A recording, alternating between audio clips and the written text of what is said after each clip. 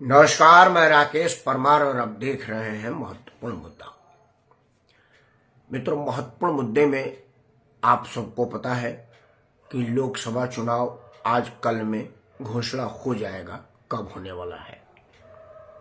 चूंकि नरेंद्र मोदी मंत्रिमंडल का अंतिम बैठक आज होना था, इस वजह से चुनाव आयोग कुछ इंतजार कर रहा होगा। आज वो मंत्रिमंडल की बैठक हो गई। दिल्ली, जहां मैं रहता हूं, देश की राजधानी है, वहां 2 नए मेट्रो रूट प्रस्तावित हुआ और वो कैबिनेट ने पास कर दिया। मतलब दिल्ली के भीड़ भाड़ में सुगमता से चलने के लिए एक और मील का पत्थर साबित होगा।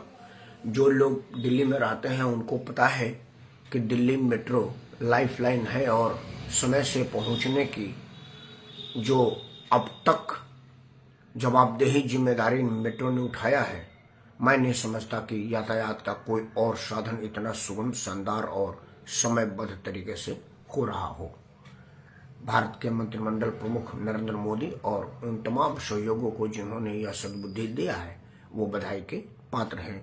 दिल्ली की जनता के दुआएं, आशीर्वाद, शुभकामनाएं और मतदान भी इस बात पर उनको मिलेगा। मित्रों, आज बात तो यह भी होनी चाहिए कि दिल्ली के 7 सीटों पर उम्मीदवार घोषित हो गए और भारतीय जनता पार्टी ने अपने 6 पुराने उम्मीदवारों को टिकट नहीं दिया है। एक मनोज तिवारी ही अपना टिकट बचाने में कामयाब रहे हैं।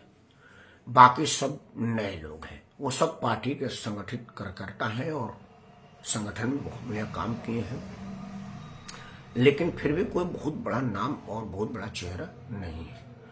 वो इस वजह से भी नहीं है कि ये जो टिकट भाजपा की मिल रही है, लोग उसको निर्वाचन सर्टिफिकेट कह रहे हैं कि मतलब अगर आपको भारतीय जनता पार्टी का सिंबल मिल गया, मतलब वो जिलाधिकारी से मिलने वाला निर्वाचन सर्टिफिकेट के बराबर है, क्योंकि आएगा तो मोदी ही।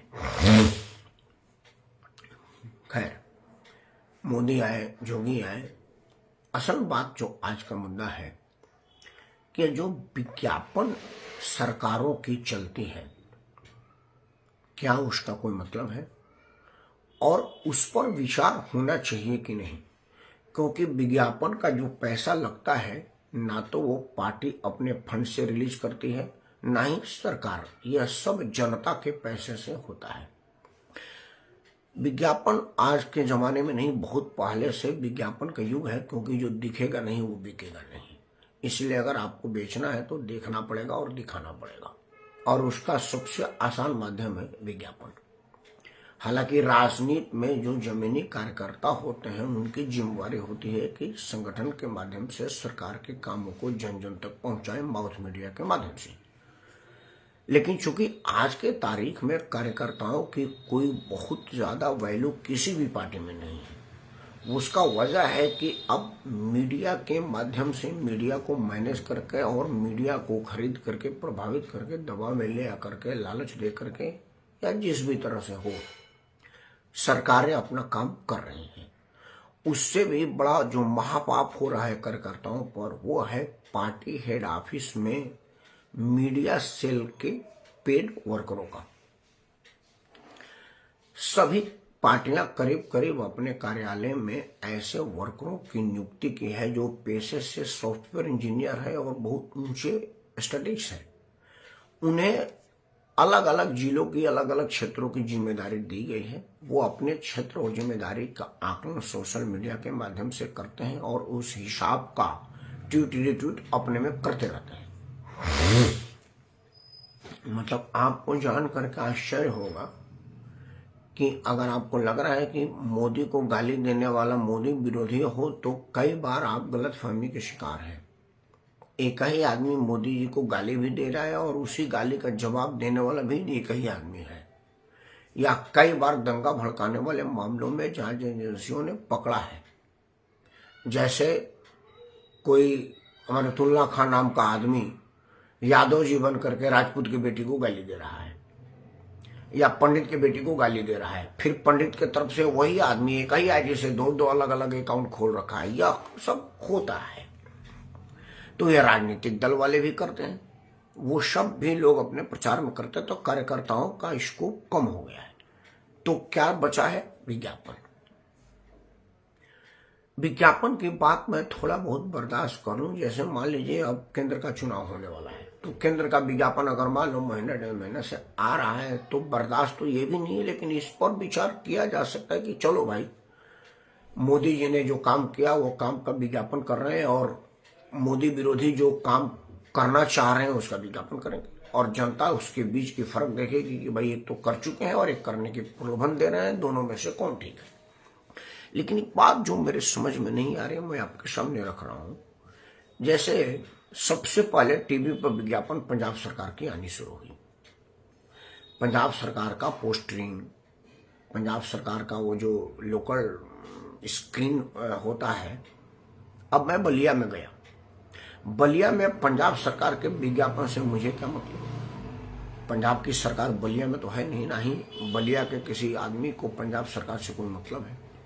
तो वहां पर पंजाब का रंगला पंजाब देख करके बलिया वाला आदमी क्या करेगा, या तमिलनाडु में क्या करेगा? लेकिन यह होता इसलिए है कि भाई पंजाब में सरकार है आम आदमी पार्टी का, तो वहां सरकारी फंड से विज्ञापन पूरे देश में चल रही है, और इस विज्ञापन से आम आदमी पार्टी का पूरे देश में प्रचार होता है। पैसा किसका लग रहा है? पंजाब सरकार का।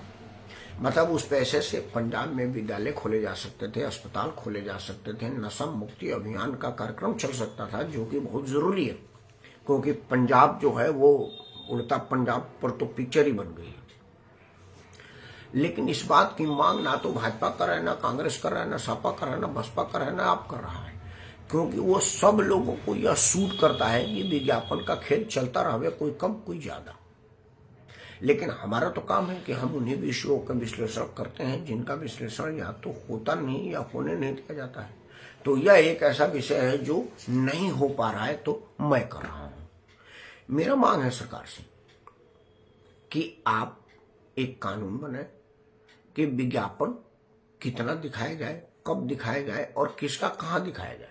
खास तौर से एक राज्य का विज्ञापन दूसरे राज्य में दिखाने का मतलब बताया जाए कि आखिर पंजाब सरकार का विज्ञापन बिहार में दिखाने का उद्देश्य क्या है, गोवा में दिखाने का उद्देश्य क्या है, तमिलनाडु में दिखाने का उद्देश्य क्या है, पणजी में दिखाने का उद्देश्य क्या है।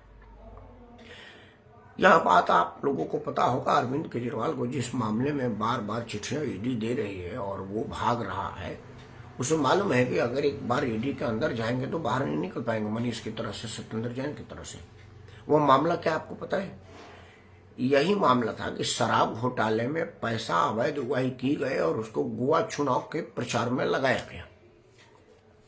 चूंकि अरविंद केजरीवाल के पास तब दिल्ली के अलावा और कहीं सरकार थी नहीं, तो दिल्ली सरकार के पास ही आमदनी का स्रोत था, और वो दारू के अवैध व्यापार से किकबैक लिया, मतलब घूस रिश्वत लिया, और वो पैसे से गोवा में और कर्नाटक गुजरात में चुनाव लड़ा। यह साबित हो चुका है। तो अब आज की तारीख में उसके पास पंजाब में भी सरकार है, तो पंजाब में भी इसी तरह के कुछ खेल हो रहे होंगे, वो जांच बाद में आएगा। मतलब आप घोटाला करते जाइए और अपने सरकार का विज्ञापन करते जाइए। उससे तो बढ़िया होता कि आप स्कूल खोल देते, अस्पताल खोल देते, तो ज्यादा बढ़िया विज्ञापन होता। मैं समझ रहा हूं कि जितने करोड़ का विज्ञापन टीवी में आ रहा है, अखबार में छप रहा है, क्योंकि आज आप अखबार पलटिए तो आपको 2-1 पन्ना समाचार मिलेगा, वो भी कहीं छिनताई हो गई, कोई बलात्कारी हो गई। बाकी विज्ञापन 16 पेज में 10-10 पेज विज्ञापन आ रहा है हर राजनीतिक दल का। तो ये पैसा कहां से आ रहा है? मैं आपको विज्ञापन का रेट बता देता हूं। आपको पता है मेरा नाम राकेश सिंह परमार है। स्कूल का मेरा नाम राकेश सिंह परमार नहीं था, चूंकि यहां पर परमार साहब करने लगे लोग, तो परमार आ गया, तो मुझे पासपोर्ट में नाम डालना पड़ा। तो अखबार में एक विज्ञापन निकलवाना था ताकि ये साबित हो जाए कि मेरा नाम राकेश सिंह परमार है। तो बस एक छोटा लाइन लिखवाया था कि मैं राकेश सिंह परमार, आज से राकेश सिंह परमार हो गया। इतने के लिए 1200 रुपया लिया था। अब आप समझिए कि 2 लाइन के विज्ञापन के लिए 1200 रुपया लगा था, तो वो पूरा पेज आगे पीछे के कितना रुपया लगता होगा, आप अंदाज लगा लीजिए। मैं टीवी चैनलों पर बैठता हूं,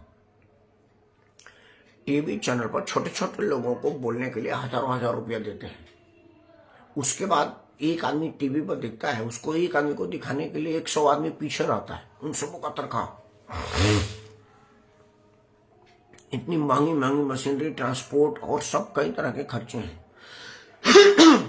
वो सिर्फ विज्ञापन के माध्यम से ही आता है। तो समझ लीजिए कि टीवी पर विज्ञापन कितना महंगा होगा। कई बार तो आप आधे घंटे के समाचार में 20 मिनट में 20 बार एक ही पार्टी का एक ही विज्ञापन देख लेते हैं। इससे हम सब दुखी हैं और हम आप सबसे हाथ जोड़ के प्रार्थना करते हैं कि विज्ञापन के बहकावे में ना आए, अपना अकल लगाएं कि कौन आदमी आपके मतदान के योग्य है और कौन आदमी मतदान के योग्य नहीं है, चाहे वो कितना हो विज्ञापन करता है। जब 2-4 बार विज्ञापन के बहकावे से अलग दिमाग लगा करके मतदान होगी तो उसका फायदा क्या होगा कि जो करोड़ों रुपया अरबों रुपया विज्ञापन में खर्चा होता है वो आपके काम में खर्चा होगा। मतलब आपके लिए अस्पताल बनेगा, स्कूल बनेगा, आपके लिए सड़कें बनेंगी और अलग अलग सुविधाओं के पर खर्च होगा जो सीधा आपको फायदा करेगा। तो आप अपना सीधा फायदा देखिए और विज्ञापन के माया जाल से बाहर निकलिए, अपना अकल लगाएं और जो आपके लिए सूटेबल हो उसको मतदान दीजिए। एक बार अपने मन से मतदान करके देखिए, आपको फर्क दिखेगा। इन्हीं उम्मीदों के साथ कि आप जरूर इस विषय पर विचार करेंगे और विज्ञापन के मायाजाल से अपने आप को संक्रमित नहीं करेंगे और अपने मन से मतदान देंगे। मैं राकेश परमार आपको सादर प्रणाम करता हूँ। जय हिंद, वंदे मातरम।